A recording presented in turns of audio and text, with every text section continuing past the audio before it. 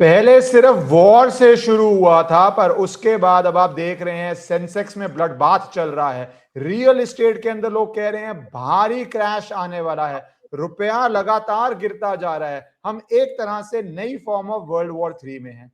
ये सब डिस्कस करने के लिए मैं आपको इंट्रोड्यूस करता गेस्ट से, पर आप सब जानते हैं। पर इंट्रोडक्शन की जगह मैं उनकी नवंबर की क्लिप प्ले कर रहा हूं, जब पहली बारी मैंने उनके साथ पॉडकास्ट किया था।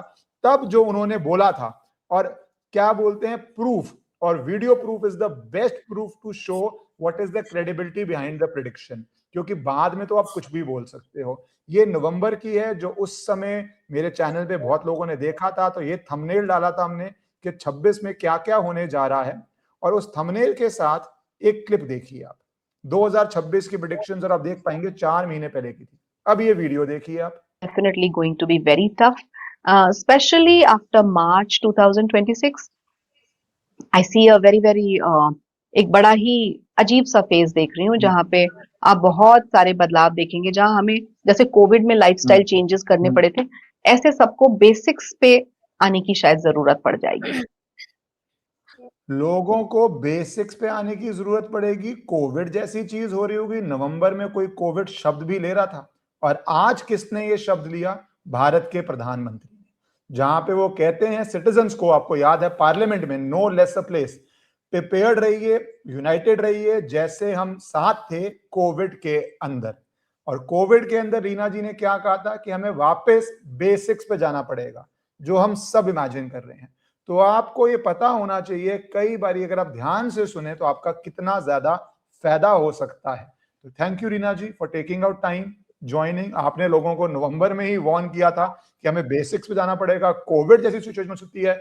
आज हम कोविड जैसी सिचुएशन की बात कर रहे हैं, कुछ लोग लॉकडाउन की बात कर रहे हैं, इतनी बात कर रहे हैं कि आके गवर्नमेंट को क्लैरिफिकेशन देनी पड़ रही है कि लॉकडाउन नहीं होगा, बट इवॉल्विंग इवेंट्स हैं।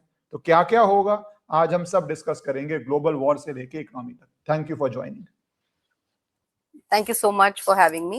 Thank you so much, Ishkaran ji. तो ये क्या उस समय नक्षत्र चल रहे थे जो ये चीजें दिख रही थी, और क्या वो और ज्यादा इंटेंस होने जा रही है जी फॉर जी द वर्ल्ड? बिल्कुल.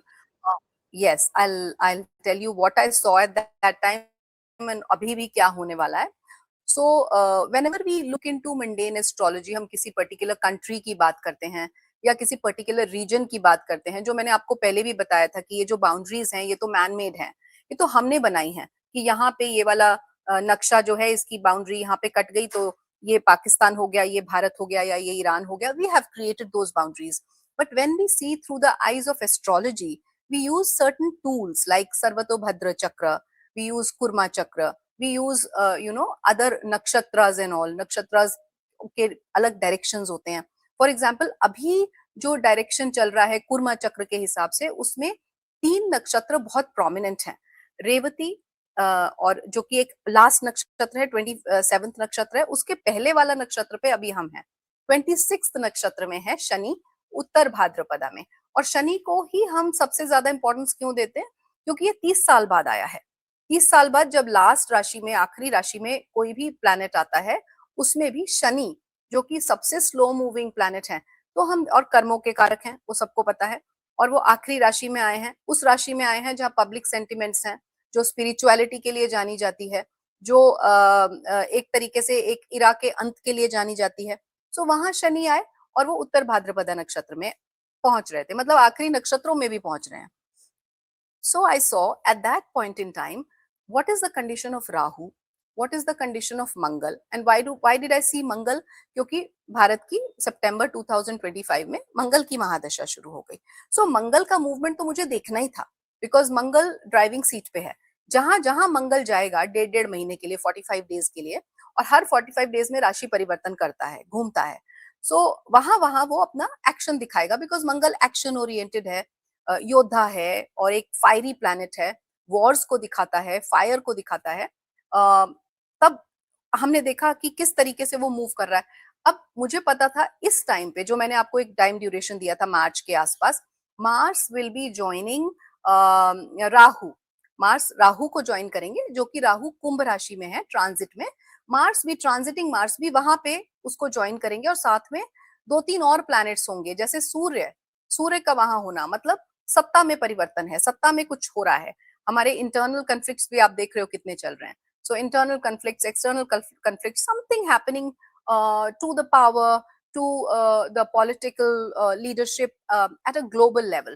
And I'm telling you, when I say something big, तो it's a global shift. ये कोई ऐसा नहीं हो रहा है कि सिर्फ एक ही कंट्री में होके रह जाएगा। ये एक बहुत बड़ा शिफ्ट है from maybe unipolarisation to multipolarisation. अब सभी कंट्रीज चाहेंगे कि हमारे पास पावर हो। Every country, every nation would want to become powerful. So this is that time, you know. आखिरी राशि है और अब तो उत्तर भाद्रपदा से रेवती में जाएंगे, जो कि लास्ट नक्षत्र है, विच मीन्स जैसे ही अश्विनी में आएंगे, विच इज जब शनि जो है अपनी नीच की राशि में पहुंचेंगे, which is happening on mid of 2027, जून में अराउंड 27 में, और वो अश्विनी में जाएंगे।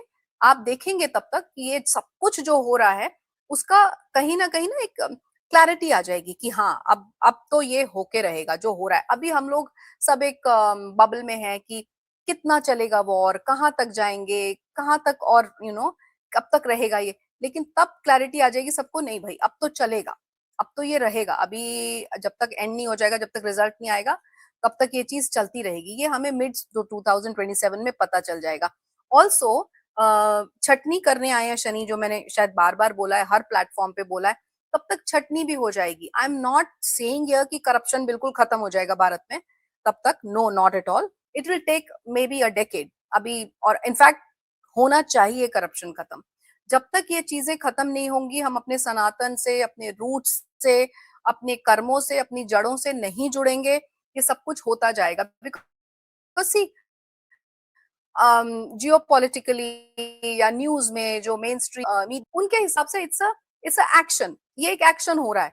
बट एज एन एस्ट्रोलॉजर ये एक्शन क्यों हो रहा है, there has to be a reason behind it ना। So the reason is only one, कि पंच तत्वों से हम सब बने हैं और पंच तत्वों से ही सारी दुनिया बनी है। जब इन पंच तत्वों में इम्बैलेंस आएगा तब ऐसी चीजें होंगी। हमने इतना ज्यादा रुष्ट कर दिया है नेचर को, प्रकृति को, कि all these things are happening and they will happen. अभी कोई अंत नहीं है इसका। अभी तो जस्ट मैं बोलूंगी शुरुआत हुई है। बिकॉज 60 साल की जो साइकिल है, अगर आप उससे पीछे मुड़ के देखें, 1971 में ये हुआ था। तो व्हेन आई से 60 साल, तो आप लगाइए कौन सा साल आ गया, 2031 आ गया। सो 2031 तक इसका कोई अंत नहीं है। उसके बाद हम धीरे धीरे देख सकते हैं कि कुछ शांति आई, या हम रिजल्ट देखेंगे कि हाँ नाउ दीज नेशंस आर, ये इस लेवल पे हैं, ये इस लेवल पे है, कौन पावरफुल बना, कौन नंबर 1 बना, इकोनॉमिकली ग्लोबली कौन पहचाना गया, कौन वीटो पावर बना, ये हमें तब पता चलेगा। और अभी जो मेन आप देखेंगे जबरदस्त, और मैं वर्ल्ड वॉर 3 नहीं कहूंगी, but something like that will happen जब शनि रोहिणी नक्षत्र में ट्रैवल्स करेंगे। रोहिणी तो अभी नक्षत्र में शनि आएंगे एंड दैट्स अभी आप और वॉर देख रही हैं कि अभी तो वॉर्स का एक मतलब दौर ही चल रहा है, तो वर्ल्ड वॉर की तरफ अभी ये एक स्टार्ट की तरह देख रही हैं आप। और दूसरा मैं साथ में जोड़ना चाहूंगा, क्योंकि आपने कहा प्रकृति, अब देखिए वेस्ट एशिया में ना उनकी लड़ाई थी, किस तरह दुबई, सऊदी अरेबिया अटैक हो रहे हैं, और वहां पे रिकॉर्ड रेन्स भी आती हैं, फ्लड्स आने शुरू हो गए हैं, लाइटनिंग स्ट्राइक कर इमेजिन। रही है। तो मतलब और उस जैसी देखिए जगह में शनि किस रिकॉर्ड में रेन। है, शनि वाटरी साइन में है और फ्लड आया है। हम्म, आप देख रहे हैं, आग तो जो हम्म, लग रही है वो लग रही है, वो मंगल का और राहु का जो कनेक्शन है, बट शनि एक जलीय राशि में है। और वहां पे मैंने बोला एक Irakant. So middle eastern countries and many more countries अभी तो और जुड़ती जाएंगी, बहुत कंट्रीज जुड़ेंगी, और अजीब सा मौसम आप देखेंगे ग्लोबली, सुनामी टाइप चीजें, और नेचुरल कैलामिटीज बहुत ही ऐसी जगहों पे जहां कभी बाढ़ नहीं आती थी वहां बाढ़ आएगी, हम्म, जहां कभी पानी नहीं बरसता था वहां पानी बरसेगा, जहां बहुत पानी बरसता था वहां सूखा पड़ेगा। You will see hmm, things like that. Hmm. तो ये जो अब आप बात कर रहे हैं, मैं थोड़ा ईरान पे आना चाहता हूँ, उसके अंदर इंडिया इकोनॉमी भी कवर करना है, और थोड़ा सा आपसे जो स्टेट के चुनाव आ रहे हैं वेस्ट बंगाल के स्पेसिफिकली उस पर भी आऊंगा। पर ये जो स्ट्रेट ऑफ हर्मोज से इकोनॉमिक उथल पुथल मची है, और आपकी मैं क्लिप इसलिए बोलता हूँ इंपॉर्टेंट, आपने कहा था लोगों को बेसिक्स पे जाना पड़ेगा, क्योंकि बीच में हम सब प्रॉपर्टी प्राइसेस, जिसके पास है प्रॉपर्टी बढ़ी जा रही है, स्टॉक मार्केट बढ़ी जा रहा है, म्यूचुअल फंड्स में डाली जाओ, सब बढ़ी जा रहा है, बढ़ी जा रहा है, बढ़ी जा रहा है, अब सब कुछ गिरी जा रहा है। चाहे आपका सेंसेक्स है गिर रहा है, चाहे आपका रुपया है, इन इंटरनेशनल टर्म्स जो थोड़ा भी ग्लोबल एक्सपोजर है, और डॉलर अभी भी वर्ल्ड करेंसी है। अब $1 मिलियन आपका पहले 7 करोड़ था, अब 9.5 करोड़ हो गया 5-7 साल में ही, तो 7.5 करोड़ था। तो वो फॉल में आप किस तरह देख रहे हैं economic impact on India in the next few months? Will it improve fast or will it be a tough times ahead? So in one of the podcasts, I went to Gujarat. ये I think जून या जुलाई 2025 की बात है, आपसे भी मिलने से पहले की बात है. So that time there was this gentleman. He was an astrologer himself, and he said कि मंगल की दशा आ रही है तो रियल एस्टेट बढ़ेगा. So I said नहीं, रियल एस्टेट तो गिरेगा. Then he said, how is it possible? मंगल की दशा आ रही है. Then I said no, आप देखिएगा, क्योंकि रियल एस्टेट गिरेगा. Why? कि मंगल की दशा आ रही है, दैट इज फाइन, मंगल भूमि कारक है, दैट इज फाइन, बट वो एक बिगर पर्पस से आ रहा है. एक बिगर पर्पस है. दैट बिगर पर्पस इज कि हमें हमारी जो भूमि है वो जुड़ेगी, उसमें एक्सपेंशन होगा. हमारी भूमि जुड़ने वाली है क्योंकि भारत की मंगल की दशा है. सो भूमि जुड़ने का मतलब है कि मैप, नक्शे बदलेंगे. जहां पे बाउंड्री है, जो हमने जैसे मैंने शुरू में बोला मैन मेड, वो बदलेगा. कैसे बदलेगा? कि जो आपकी नियर बाय कंट्रीज हैं, आपकी नेबरिंग कंट्रीज हैं, for example let's say Bhutan, let's say Pakistan, let's say Nepal, this is all going to add up to India, right? Even Bangladesh for that matter. When it comes to the leadership, कि हमें कौन हमारी देख रेख करे, कौन हमारे लिए काम करे, कौन हमारी गवर्नमेंट हो. सो वो चीज के हिसाब से बोल रही हूँ. सो अभी एक्सपेंशन है और भारत के लिए ये पीरियड कंपैरेटिवली बहुत अच्छा है. when you compare भारत और India as a nation, India as a country, because like I said, हम चाणक्य नीति पे चलते हैं. हमारा कभी भी ये नहीं रहा कि अहिंसा से हम कोई चीज को अचीव कर लें या इन्वेड कर लें.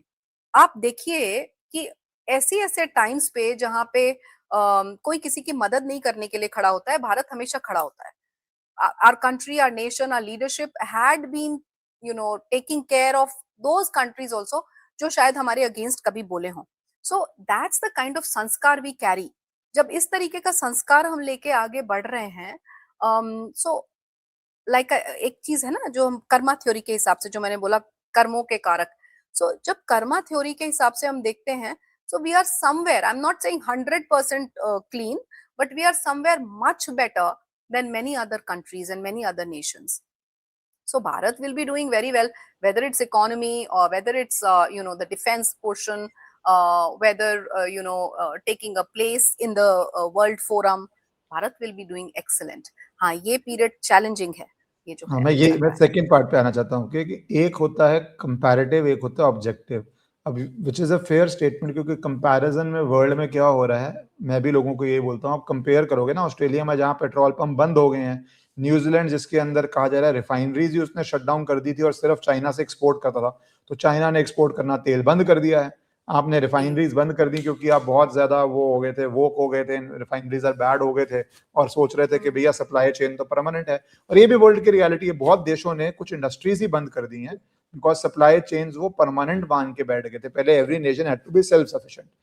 तो उसके अंदर सब्जेक्टिवली भारत बेटर करेगा, बट ऑब्जेक्टिवली कि भारत में कितनी पीड़ा आप देख रही हैं, क्योंकि अभी से ही लोग पीड़ा फील कर रहे हैं. जैसे मैंने बोला स्टॉक मार्केट की पीड़ा, रियल एस्टेट गिरने की पीड़ा, क्योंकि बहुत लोग इसमें लोन्स लेके हैं, बहुत सारे लोग लोन्स लेके हैं, क्योंकि एक फाइनेंशियल इन्फ्लुएंसिंग का जोन आया हुआ था कि भाई पैसा डालो जमीन में, तुम्हारे बैंक में तो पैसा वेस्ट हो रहा है, एफडी में तो पैसा वेस्ट हो रहा है, पीपीएफ में पैसा वेस्ट हो रहा है. जो भी traditional conservative Indian saving instruments थे वो सारे जंक हैं.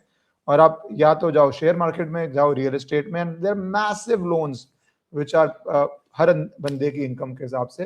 तो जो आपने बोला चैलेंजेस हैं, तो भारत में आप चैलेंजिंग टाइम किस रूप का देख रही हैं और कितना देख रहे हैं? इकोनॉमी तो डेफिनेटली इम्पैक्ट होगी, डेफिनेटली इम्पैक्ट होगी.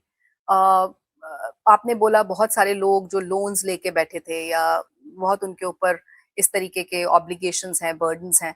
So yes, it's not a very good time for them, for sure. अच्छा समय तो नहीं है. मैं तो यही सलाह दूंगी सबको इस समय की, बी लिटिल कंजर्वेटिव. अपने जो फिजूल खर्ची है उसको रोकें, जो लग्जरी बाइंग है उसको रोकें. Because now at this point in time, actually पिछले 10 से 11 सालों में हम एक बड़े, आप देखेंगे हम सबका जो लाइफस्टाइल है, जो लिविंग स्टैंडर्ड्स है, वो बहुत बढ़ गए हैं. We had a very basic living आज से 10-12 साल पहले तक सबकी. किसी को भी ले लें आप, किसी भी स्टेचर के पर्सन के या फैमिली की बात करें. बट अभी क्या हो गया है, that luxury buying, staying at a luxury resort, buying everything which is branded has become a norm for everybody. सबके लिए it has become a norm. I will suggest try to come back to basics. यही मेरा मतलब था when I said it in November कि basics पे आए, जितना हो सके conservative बने. I'm not saying become stingy, but try to be conservative. Only buy things which are really essential. Essentials पे वापस आए. That's very important because economically तो भारत पे फर्क पड़ेगा, इसमें कोई दो राय नहीं है. अभी जो आने वाला समय है, मैंने पहले भी बोला था, शायद आपके प्लेटफॉर्म पे बोला था कि जून जुलाई के बाद तो और ज्यादा खराब होगा, और ज्यादा क्रैश जैसी सिचुएशंस आएंगी. और जब पूरा ग्लोबल पूरी दुनिया इम्पैक्ट हो रही है तो भारत तो अछूता नहीं रहेगा, because we all are interlinked. हम सब इंटरलिंक्ड है, सारे देश इंटरलिंक्ड हैं. अगर आज ईरान में और यूएस में लड़ाई हो रही है तो भारत भी इम्पैक्ट होगा. How? Because there are countries like China जो शैडो वॉर में विश्वास रखते हैं.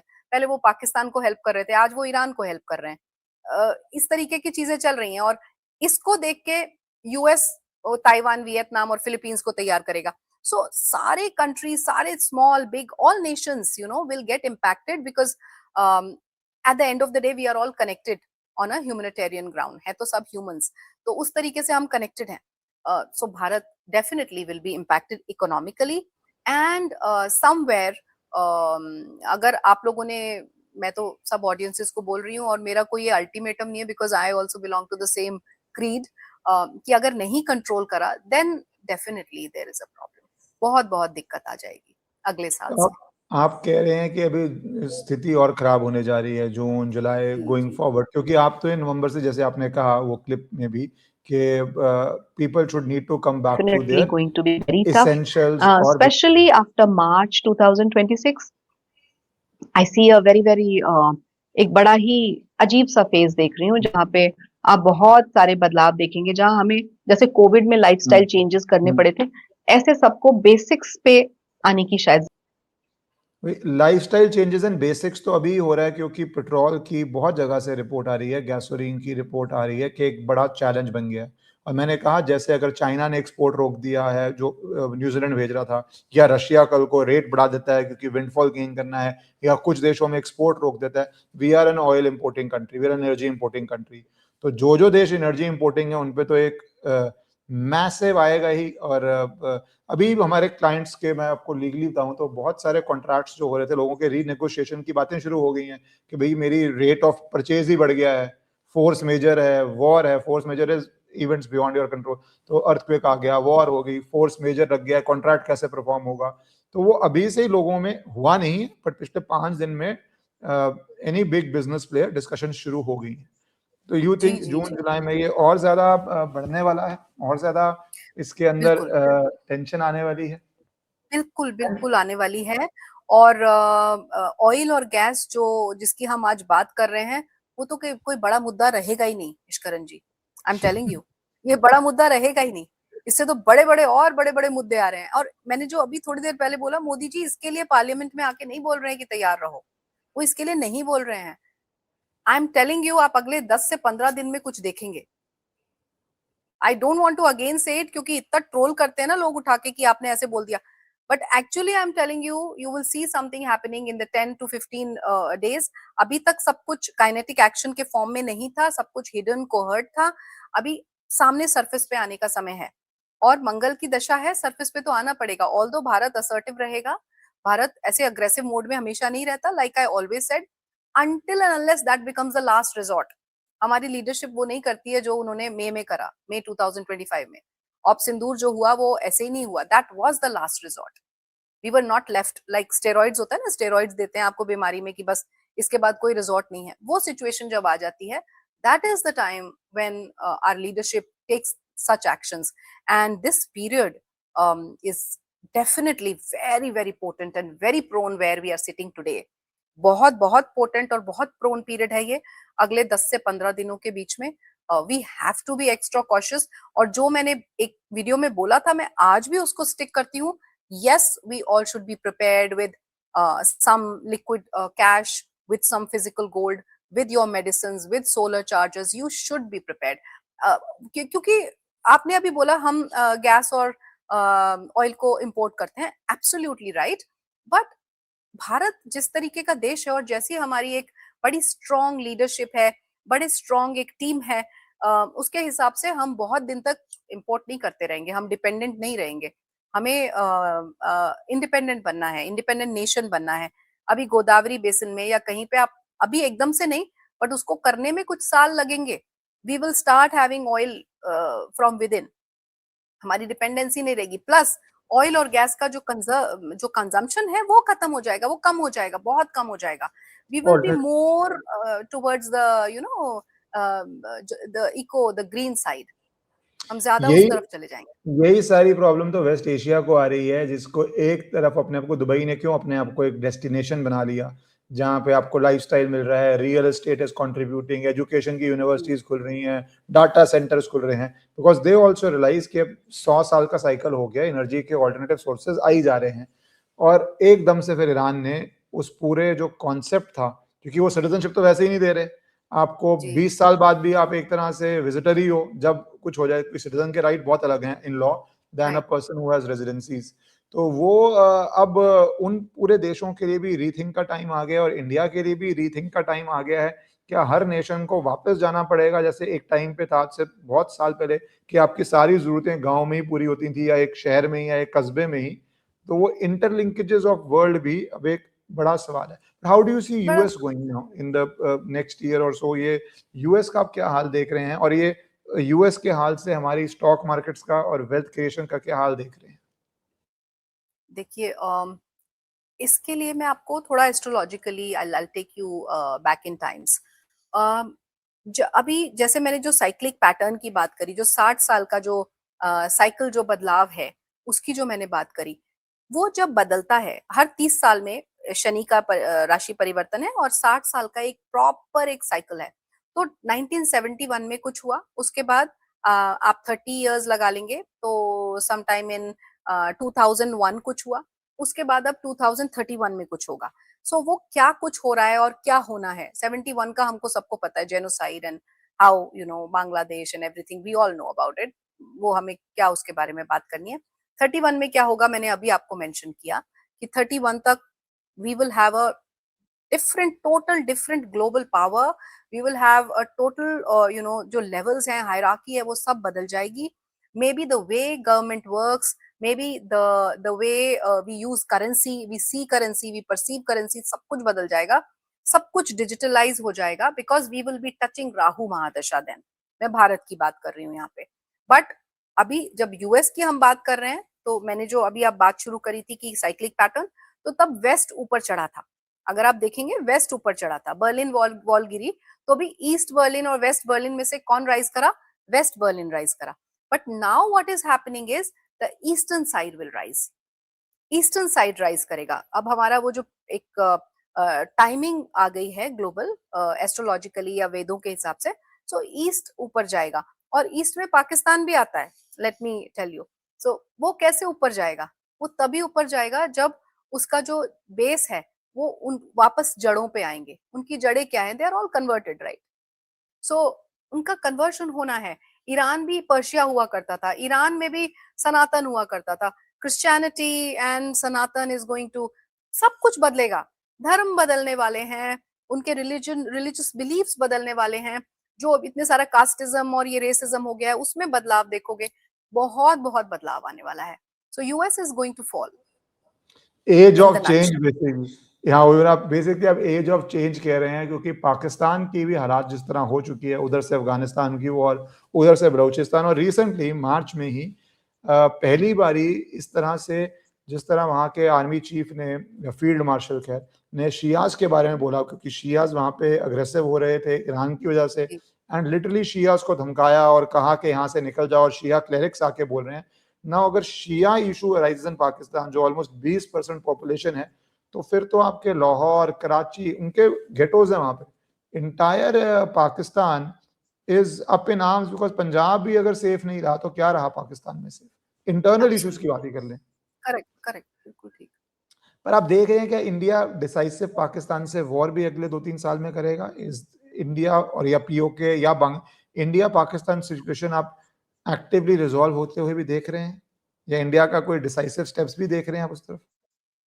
बिल्कुल डिसाइसिव स्टेप है, और डिसाइसिव स्टेप है इसीलिए ये जो स्टेप बाय स्टेप अप्रोच ली गई है कि first you try to negotiate, first you try to talk, you know, आप एक म्यूचुअल अग्रीमेंट पे आने की कोशिश करते हैं, फिर आप देखते हैं कि म्यूचुअली कुछ अग्री नहीं हो रहा है, and that is what is happening for so many years in the past. Rather mutual agreement के बदले में आपको वहां से अग्रेशन मिलता है, या वहां से आपको स्ट्राइक्स मिलते हैं, या वहां से आपके देश को, आपके देशवासियों को नुकसान पहुंचाया जाता है. So then now is not the time that there will be any more further discussions और कन्वर्सेशंस, वो सब हो चुका, दैट इज पास्ट नाउ.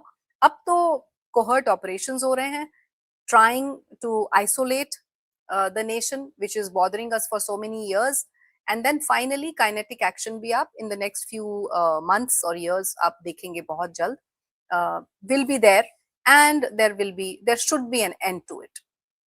जी, अब मैं थोड़ा सा प्रधानमंत्री मोदी पे आना चाहता हूँ और थोड़ा डोमेस्टिक में आना चाहता हूँ, क्योंकि जितना वर्ल्ड में प्रेशर बढ़ेगा तो उतना चैलेंजेस प्रधानमंत्री मोदी फेस करेंगे, क्योंकि भारत के अंदर भी it is a government in its 11th year now, 12th year soon. तो आप किस तरह देख रहे हैं प्रधानमंत्री मोदी के लिए अगला साल फ्रॉम मार्च टिल मार्च 27? सो इनके लिए बहुत चैलेंजिंग पीरियड अभी चल रहा है. अभी जो इस समय जो उनकी दशाएं चल रही हैं, महादशा उनकी भी मंगल की है, और जो अंतरदशाएं जो फॉलो कर रही हैं उसको, पीरियड बहुत बहुत चैलेंजिंग है. And I have said it multiple times कि ये समय अगर वो पार कर जाते हैं, और जो कि मुझे बहुत उम्मीद है कि वो कर जाएंगे, when it comes to action orientation and the strategies that he follow. And it's, see, when I think about him, I always think कि एक ऐसा इंसान जो अपने पूरे देश को अपना परिवार समझता है, for him. So Karma oriented है, और कर्म भी उनके अनकंडीशनल है, he is not getting anything out of it, वो चीज. तो जब ये सारी चीजें कंसिडर की जाती हैं in the karma theory, we see that even if the time period is challenging, even if you see कि ऐसा कुछ नेगेटिव उनके साथ हो सकता है, वो बहुत हद तक नहीं होगा. Reason being that I'm sure he has a strong team of his own astrologers, his own gurus and guides, and his people who are working with him, the leadership team. So with that strong team and with that strong backup, I think he will survive all this. He is definitely undergoing a very, very challenging period, which is there till mid of September for sure. Sorry, mid of 2027 for sure. क्योंकि ये भारत के लिए भी अब एक, जैसे आपने बोला, पूरा ग्लोबल ऑर्डर चेंज हो रहा है, तो भारत का भी स्थान नए रूप से आएगा इसके अंदर. हमने बहुत प्रोग्रेस किया है, बट जब न्यू ऑर्डर बनता है तो उसमें किसको, जैसे सिक्योरिटी काउंसिल में हम नहीं घुस पाए उस ओल्ड ऑर्डर में, which I am not getting into the history and politics of it, China घुसा. तो जो भी न्यू ऑर्डर का नया एक वीटो पावर बनेगा, उसके अंदर भारत का स्थान होगा या नहीं होगा, is going to determine our destiny for next 50, 70, 80 years, क्योंकि जो भी ऑर्डर आता है वो काफी देर लास्ट करता है.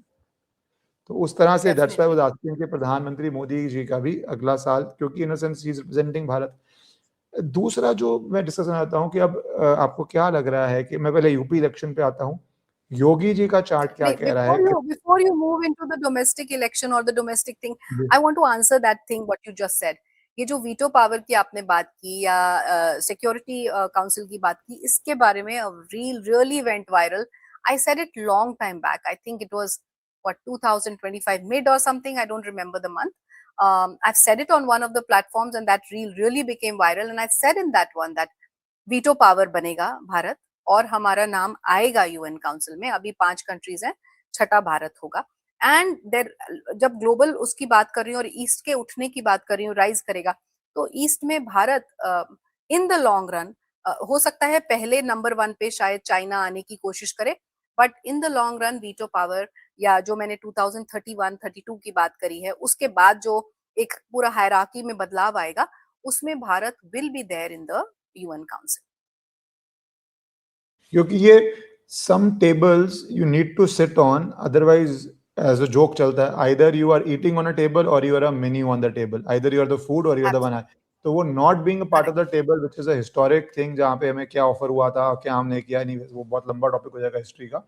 बट वो एक हिस्टोरिक मिस्टेक्स हैं जो हमें रेक्टिफाई करनी है new world order, because of our population also, and because of our economic size also, and because of our youthful demographics also.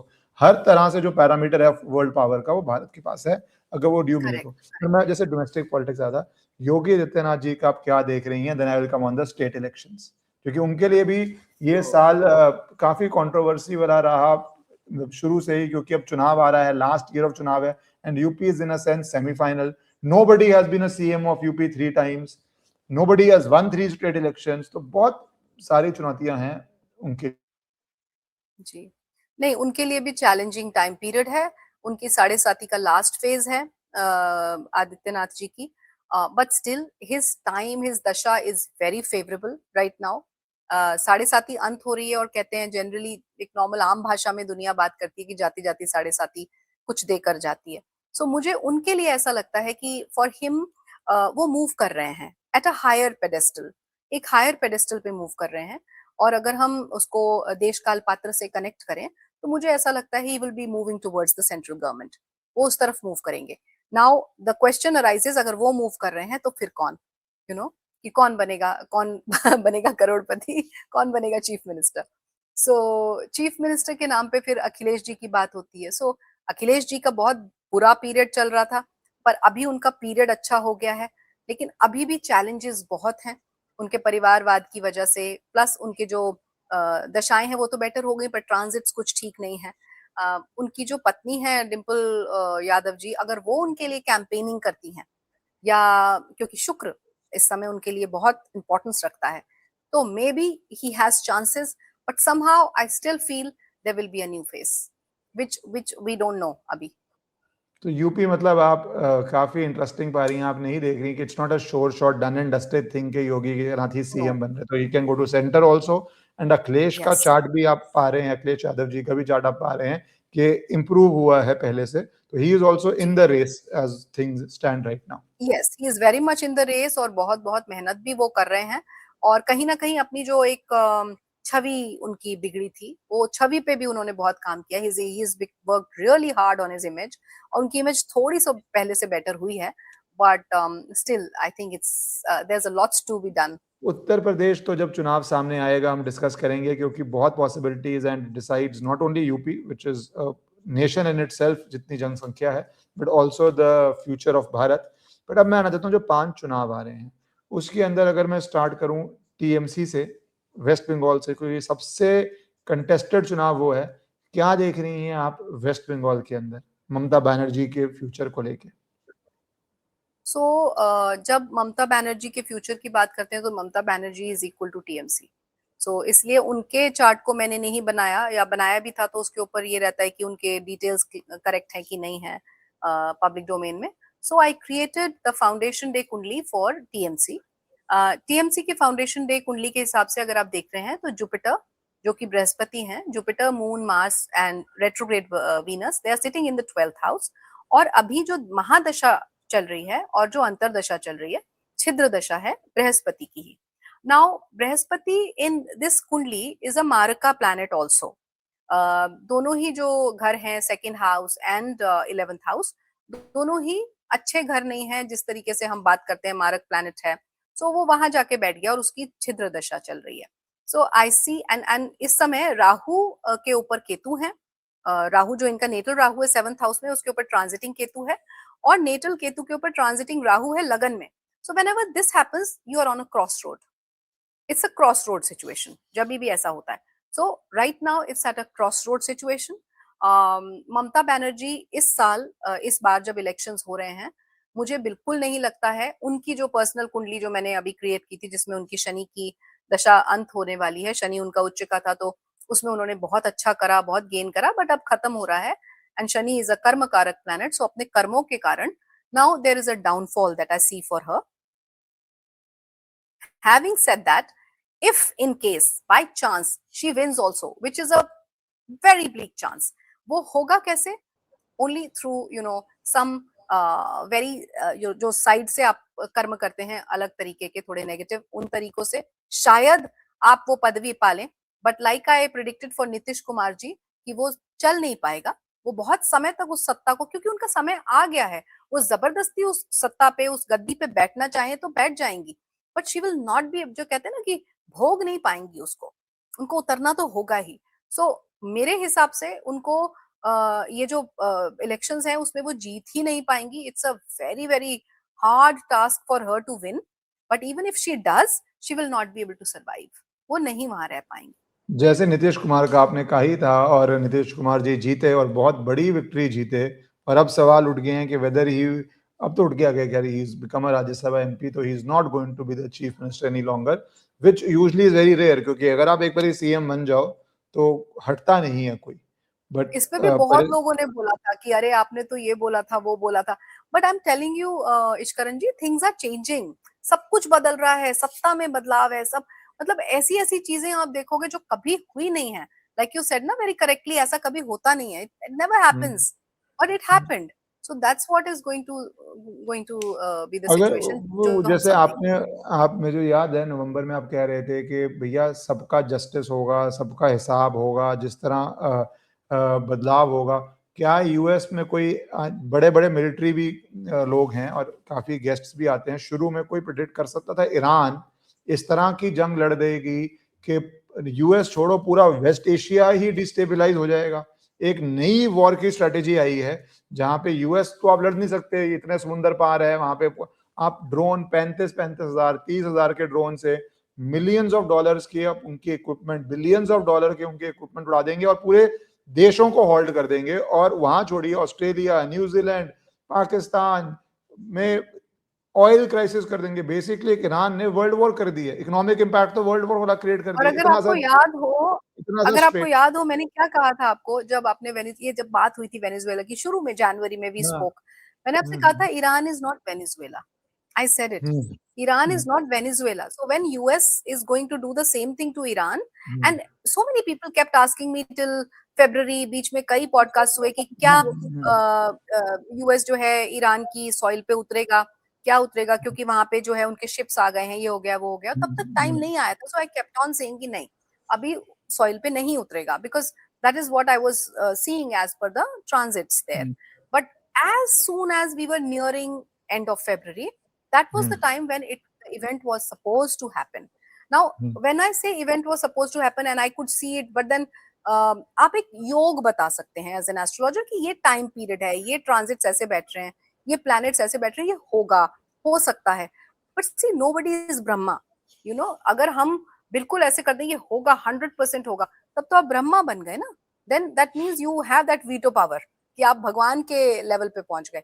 any astrologer who is predicting 95 to 97%, उसका अगर prediction का prognosis correct है, so that means वो कुछ तो पढ़ा है, कुछ तो उसको knowledge है थोड़ी बहुत। although I always say कि मैं अभी भी पढ़ रही हूँ और विद्यार्थी हूँ, but and I'm not saying it's just me, there are many good astrologers there out there, so जो 95% तक prediction सही बता दे वो अच्छा astrologer है मेरी नजर में। बाकी तो prediction ये एक तो आधा वैसे prediction भी, तो सभी की गलत जाती है।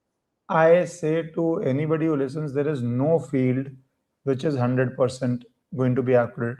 Neither medicine, Absolutely. with all the That's right. technology, all the money spent on it, neither medicine, nor law, nor business, nor any architect, not any professional, it is impossible. The thing is, what you are seeking when बस you're ये doing है something, कि आप कि अगर आप astrology में right, you uh have गए टू हैं तो बी, आप एक दिशा देख रहे हैं, एक वार्निंग देख रहे हैं, एक चीजें समझ रहे हैं एक्यूरेट। अगर आप 100% कुछ कोई भी फील्ड भाई, क्योंकि मुझे ये बहुत अलग गलत लगता है कि भारत में एक बहुत, मैं जैसे एस्ट्रोलॉजी में बहुत इंटरेस्टेड नहीं था शुरू में, लास्ट ईयर में समहाउ मेरी रुचि काफी बड़ी है और तभी मैं उस पर कॉन्वर्सेशन भी कर रहा हूँ। आपको क्या किसी चीज से आप ले रहे हैं ये आपके दिमाग में बहुत क्लियर होना चाहिए। अगर आप सोचते हैं कि कोई भी चीज लाइफ में 100% है, वो नहीं है। जैसे आपने कहा, वो तो फिर भगवान है। 100% है तो जाइए मंदिर में बैठिए, कीजिए प्रार्थना और हो सकता है आपके जो भी करेक्ट, मनोकामना है वो पूरी हो जाए। But anything else, it is how sincere the thing is and how much it helps you.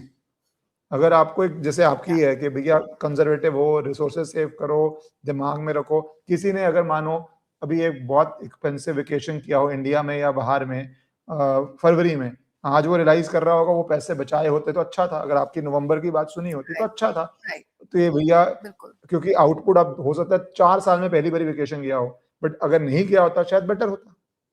So these absolutely, things see fear is how one mongering, has to look at it. Fear mongering is not the objective is कि आपको जो knowledge है, जिस निमित्त आपको भगवान ने भेजा है, या आप जिस चीज के लिए मीडियम बने हैं, उसमें आप कितने एथिकल हैं, आप कितना अपना 100% देने की कोशिश करते हैं, दैट इज व्हाट मैटर्स। उसके बाद रिजल्ट क्या होता है, it's the same way, you know, when you go for exam you give your 100%। अब उसमें आपके कितने परसेंटेज मार्क्स आते हैं, या आप पास होते हैं, फेल होते हैं, फर्स्ट आते हैं, सेकंड आते हैं, that's not in your hand, right? So people who just simply you know, troll you or see something and say something, अरे आपने तो ऐसे कहा था, so nobody is god, everybody just tries। and here when I talk to you, or when I talk to any other person, or when I put anything on my platform, my only objective is to make people mentally prepared, not to scare them, because जो मैं बोलूंगी या जो मैं नहीं बोलूंगी उससे कुछ रुकने वाला नहीं है, जो हो रहा है वो तो होके रहेगा। ट्रू, जो होना है तो आप प्रिपेयर्ड रहो। Preparation is sometimes going to save you a lot of misery and agony. और प्लस जो आप बातें Absolutely. बोल रहे हैं वो उसमें अगर आप ध्यान देते हैं। पर मैं आना चाहता हूँ दूसरे चुनाव पे। क्या देख रहे हैं आप तमिलनाडु के अंदर के, किस तरह की वहाँ स्थिति बन रही है, वहाँ पे क्या लग रहा है आपको? या सो तमिलनाडु में अगेन, जैसे नीतीश जी बिहार में बैठे हुए थे, ऐसे स्टालिन तमिलनाडु में बैठे हुए हैं। सो वो भी एकदम पक्की अपनी सीट बना के बैठे हुए हैं, but again this is the time for change. So उनके लिए भी जबरदस्त चैलेंजेस हैं। It this time the win for him will not be easy, but still I see him winning. मुझे दिखता है कि वो जीत के काफी करीब, या तो दो सिचुएशंस होती हैं ईश्वरन जी, या तो वो बहुत चैलेंजेस के बाद शायद जीत जाएं, और अगर वो जीतते हैं तो फिर वो स्टे करेंगे, उनका मुझे कोई नहीं दिखता है कि वो स्टेप डाउन करेंगे या कुछ, नथिंग लाइक दैट। या तो वो बिल्कुल जीत के करीब पहुंच के नहीं जीत, there are the challenges will be that big for him this time। जी, जी। और मैं थोड़ा आ जाता हूँ कि बीजेपी एक ही स्टेट में बहुत स्ट्रांग है, असम। असम में हिमंता बिस्वा शर्मा अगर आपने देखा है तो उनका आपको क्या दिख रहा है? Because he is also emerged as a very very big figure in the national Yes, politics also, even though he is a state CM. yes, definitely। So for him, very bright chances, very bright time for him। वो जीतेंगे भी, और उसके बाद I think वो जीतने के बाद वहां पे इस बार वो जीत रहे हैं ये पक्का है। मिड 2027 या फाइनेंशियल ईयर 2027 के बाद शायद उनका मूवमेंट सेंट्रल गवर्नमेंट या एक एक पेडेस्टल ऊपर है। अब वो क्या पेडेस्टल ऊपर होगा कहना मुश्किल है, सेंट्रल गवर्नमेंट या क्या, but there is a rise in his career. जी, जी। अब मैं एंडिंग पार्ट पे थोड़ा आना चाहता हूँ कि जैसे एक, अब हम सेंसेक्स की हालत बुरी देख रहे हैं, रियल एस्टेट की बुरी देख रहे हैं, तो आपको क्या लगता है एक आम आदमी को अगले साल 2 साल अपने गोल्ड सिल्वर का उतार-पतार काफ़ी चल ही रहा है, तो for a common person how should he deal with economy? Where do you think are good areas he should consider being into, and what should be his priority right now over the next 1 year with regard to health भी बोल लीजिए, economics भी बोल लीजिए, कि एक आम आदमी क्या करे? क्योंकि ये सारे इवेंट्स इतने बड़े हैं कि भारत का ही रोल नहीं है ईरान वॉर में, इन अ सेंस यूएस ईरान ने रहता फैलाया है, तो एक आम आदमी का रोल तो बहुत कम ही हो जाता है। बट आम आदमी को क्या करना चाहिए? आप कुछ अगर एडवाइस दें। जब आप आम आदमी की बात करते हैं तो let me consider you and me. हम मैं वो चीज बताऊंगी या वो चीज प्रीच करूंगी, something that I follow my self. So if I'm asking people to do something, I will follow it myself as well. I will ask you also to follow it, and that will be आप अपने आप को situation में रखें, get into those shoes कि ऐसी situation आ चुकी है, अभी क्या करना है। सो फर्स्ट थिंग, आपने जैसे हेल्थ की बात की, मैं सबको बोलूंगी start doing a lot of breath work. बहुत सारा ब्रेथ वर्क करें, बहुत सारा योगा, बहुत सारा मेडिटेशन।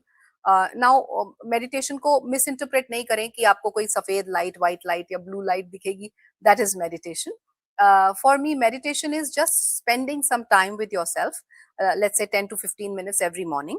वो आप करें, and that is without gadget, कुछ नहीं रखना है, सिर्फ अपने अपने विचारों के साथ रहें, क्योंकि विचारों को अलाइन करना ही मेडिटेशन है।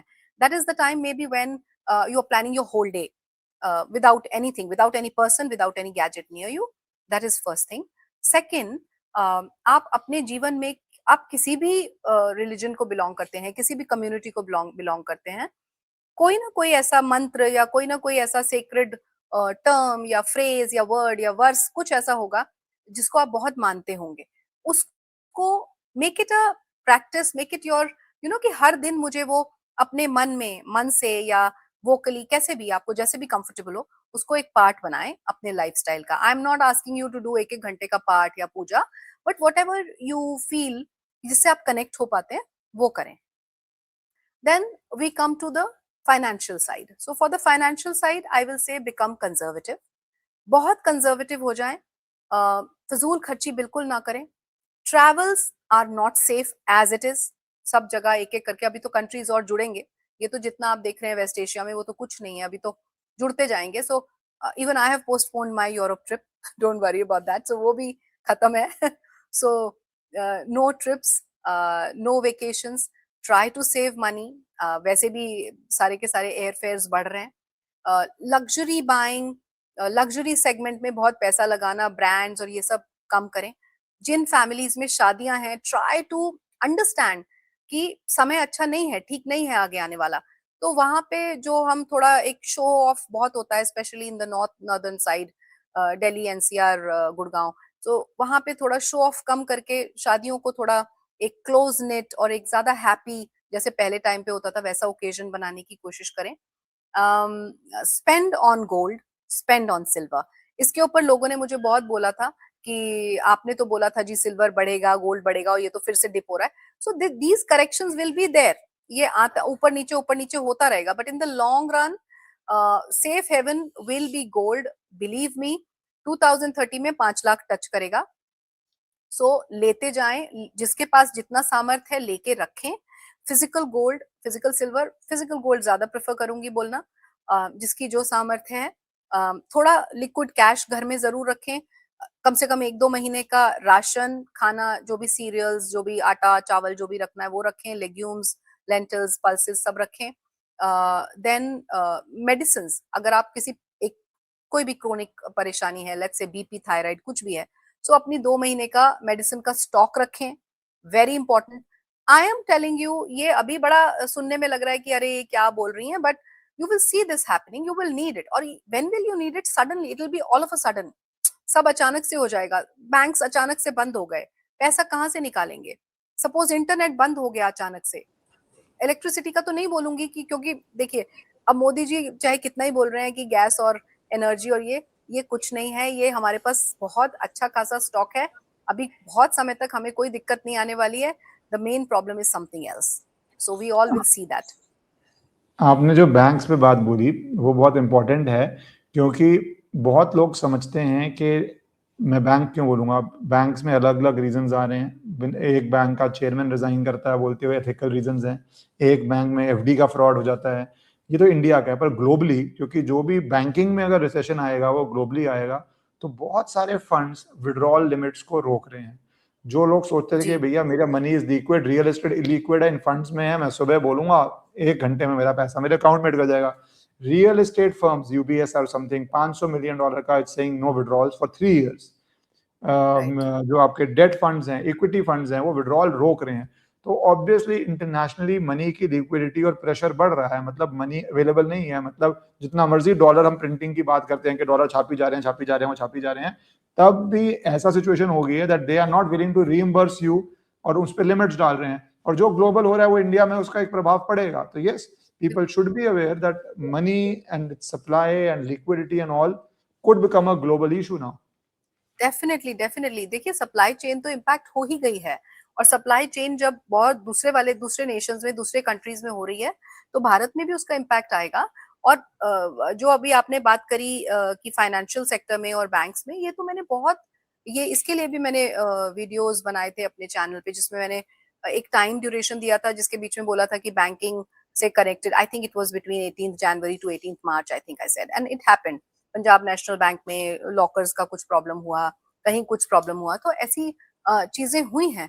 और अभी तो banking industry, financial industry, stock market, everything, currency का रूप ही बदलने वाला है। ये सब कुछ डिजिटलाइज, आज फिर भी थोड़ा बहुत कैश होता है, बाद में कैश भी नहीं होगा। आपको अगर किसी को शगन भी देना है तो आपको गूगल पे करना पड़ेगा। ये वैसे जो आप कह रहे हैं ना, ये जैसे आपने भी बोला आपकी यूरोप ट्रिप का भी, last time I was in London, I noticed कि किसी रेस्टोरेंट जाओ आप, कैश पे करो तो उन्होंने एक स्टैंड बना लिया है कि भैया हमारे पास चेंज नहीं है, so either you give the exact amount और यू पे ऑनलाइन, बिकॉज हमारे पास तो चेंज ही नहीं। अब चेंज आप थोड़ी ना जेब में लेके कितना घूमोगे। सपोज करो, मैं एग्जांपल दे रहा हूँ, कॉफी ली आपने, साथ में क्रोसॉन खाया, जो भी खाया इसने खाया, तो आपका 13 पाउंड एग्जैक्ट बिल आता है। 13 पाउंड किसकी जेब में होता है? या फिर यू गिव हेवी टिप्स, वो ऑब्वियसली अलग चीज है, और या 20 पाउंड का नोट है तो बोलते हैं हमारे पास 7 पाउंड ही वापस नहीं है। सो इफेक्टिवली ग्लोबली वो करेंसी को तो आउट करने में पूरा एक सिस्टमैटिक अटेम्प्ट चल ही रहा है, so that your money is not with you and it is with the government in a sense. And dollar is losing its sheen now. अब वो धीरे धीरे खत्म है, डॉलर तो खत्म ही हो जाएगा। आप अगले, ज्यादा लंबा समय भी नहीं बोलूंगी, डेकेड नहीं बोलूंगी, 5 years, 4 to 5 years। अभी तो टेंशन नहीं है रुपए का क्या हो रहा है, जिस तरह गिर रहा है रुपया, it is big issue because हमारे सारे इंपोर्ट्स महंगे हो जा रहे हैं और हम बहुत, हमारा इंपोर्ट पता ही है सबको कितना। We are in trouble, we are definitely in trouble right now, but थोड़ा पेशेंस रखना पड़ेगा। एक बोला है ना, जो मोदी जी ने भी बोला है, मैं भी वही बोल रही हूँ, सब्र रखना पड़ेगा, थोड़ा पेशेंस रखना पड़ेगा। हम बहुत बेटर हैं, बहुत बेटर है अगर कंपैरेटिव स्टडी करें, और हम इस सिचुएशन से बाहर आएंगे। It will be a very slow and gradual process, so we should not be losing the patience. बस पैसा बचाएं, अपने रिजर्व्स को बचाएं, बस that's what is something that matters. Difficult times ahead. Thank you Reena ji, आपने आया और ये सारा कवर किया और बातें बताई। और ऑडियंसेस, आई होप आप लोग सब जो जो आपको ठीक लगता है आप जरूर उस दायरे में चलिए, कंजर्वेटिवली चलिए, क्योंकि टाइम्स तो बहुत डिफिकल्ट बिल्डअप हो रहे हैं all across the world. Thank you so much. Thank you, नमस्कार। नमस्कार।